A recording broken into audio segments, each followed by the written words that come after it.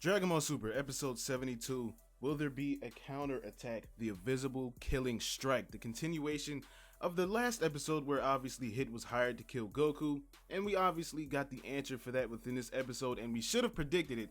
We were close when it comes to the motives, but we should have saw this coming, especially when we said that Goku was undergoing some special training. And if you're hyped for the upcoming Omni tournament, please hit the like button for me on this video, because there was quite a lot of foreshadowing as to what may or may not happen in the upcoming arc. But to start off the episode, we pick off with Goku dead. Obviously, we saw it last time. Off the bat, let's just admit it.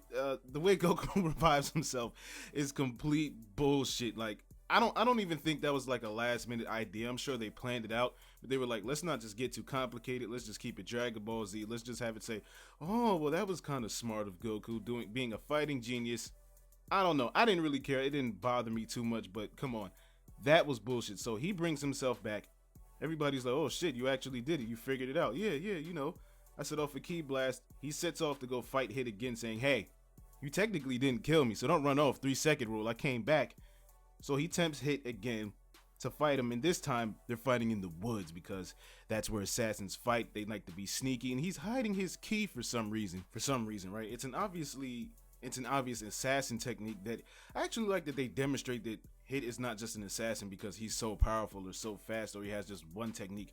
He has an entire arsenal that pretty much seems to be something unstoppable unless you go up against a guy like Goku. I can imagine this guy's hit record is pretty extensive. I mean, shooting invisible Ki waves, time skipping, which they also explained a little bit further down in the episode, which led to something I don't fucking get at all, but he's definitely the legendary assassin. So they're fighting in the woods, and he uses the same shockwave that he used to stop Goku's heart to go through the trees after Goku's trying to sense him out after using body doubles or energy doubles, as Goku wanted to dub it. And then they move on to another place because, oh hey, I figured it out, which I thought was unnecessary, but it made for a great scene and animation. So now they're out in the open, and Hit lets Goku know, like, you know, just so you know, I've never really missed any of my targets, so that means nobody's ever survived. I'm not just gonna let you walk away. I'm gonna use whatever it takes in order to kill you. And I like that. It's like, I gotta do my job, but I'll respect you. But I'm gonna kick your ass. And at least Hit throwing some more of these energy blasts. Goku dodges it, obviously, and then he throws out like a triple piece combo of the same energy waves, and Goku blocks all of it. Just within a couple of minutes of dealing with this, Goku's already found a way to defend against this. This might be foreshadowing on its own for Goku actually having to adapt to different types of fighting styles in the Omni tournament on the fly, because obviously there will be more than just pride or just fun on the line. There's probably going to be some universal destruction, so I don't think Goku has the luxury of fucking around. I mean, yes, he has to entertain Omni King, but fucking around does not seem like it might be on the agenda. So all of those Ki blasts get blocked. Goku returns the assault, claps, hits nose. A legendary assassin has his nose clapped, y'all. Clap it up. Goku's now the legendary Goku of the Goku. But besides the bullshit, there was a revelation that you're way stronger than you were at the martial arts tournament, aka the universe tournament between universe 7 and 6, which I thought was nice, that Hit would continue to improve and not pull a Trunks or a Gohan or a Goten like, well, I was strong enough to beat the last guy. I don't really have to get any better. He's constantly improved, so now it's not only that he has deadly techniques, now his strength is on par to the point where he can fuck Goku up with just the hands. So now you want to add greater power and those deadly ass techniques against Goku. It's just become even more dangerous. I mean, we just got a patched version of this guy in Xenoverse, and now he opens up a new door of bus ass.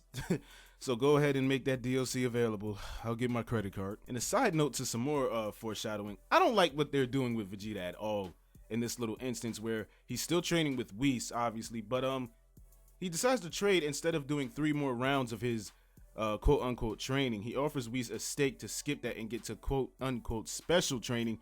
I don't like that at all. That's kind of like, okay, maybe I'm taking it too far, but it reminds me of the Brutes waves or whatever it was called in GT, that sin where he basically cheated his way through the transformation to Super Saiyan 4. This is what I view it as. Don't skip out on your training. You want to be able to compete in this tournament, and of course the overall goal is to make sure that everybody knows you're superior to Kakarot in every single way.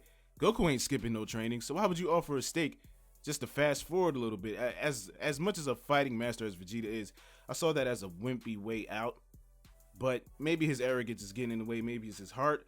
that will probably come to bite him in the ass in the universe tournament. Maybe it's insignificant, but I think it will come back that Goku may actually not take a back seat just through that revelation. I still believe Vegeta will do something that let's just admit it. We're expecting a new form, so let's not say unexpected. We're gonna see something new from him for sure. But besides that, back to the main episode. Okay, so this is where they explain the actual time skip, which I'm surprised nobody's ever even looked at it this way. Like, don't you understand? It's called time skip, not time freeze, reverse, or anything like that. He's actually skipping time and somehow absorbing it, and then he can displace it or reuse that time to create basically a vortex wormhole in which time can hold still, or Hit can just use it as he pleases, and he can just move in and out of that parallel world where nobody can hit him.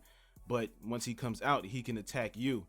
And I love Champa's reaction to it, because that was my reaction. I mean, I get it, but it was like he says right here, that's so amazing, I can't even understand it. Like, sure, fuck it, we've got this far. I'm not gonna let that hold me back from enjoying the episode. But Goku gets a scratch off him, and it's the typical martial arts respect. I hit you, good job, I'm not surprised. Like, all right, guys, back to killing each other, please. Wipe the smiles off your faces. But here's the shocking thing. Okay, so we all knew Vado's hired Hit through somebody else, through another client, and we all assumed that maybe it was somebody with stake in the tournament, which technically it is, but a lot of people were leaning towards either Whis or maybe someone like the Great Priest, and I thought it was Whis due to Goku always dropping his guard, and maybe this would help him stop, fighting like a little bastard. Or maybe it was the Omni King, because Goku is distracting Zeno, and Zeno's not supposed to be that attached to normal mortals, or something like that. Some complicated theory that I'm glad I kind of held off on until I had some more proof, because we do find out why Vados actually hired Hit, and it, like I said earlier, it was pretty predictable. I mean, we should have saw that coming, but everybody shows up to watch the fight, and this is when bullshit cannon just hit me right in the stomach. I mean, all right, so he enters the little wormhole, and so apparently saying God Key is powerful enough to rip open the wormhole and open that bitch up to fire a Kamehameha in the Hit's chest. Whatever, it's filler, right? I guess that was like the wrap it up sign at the Apollo. Like, just wrap it up.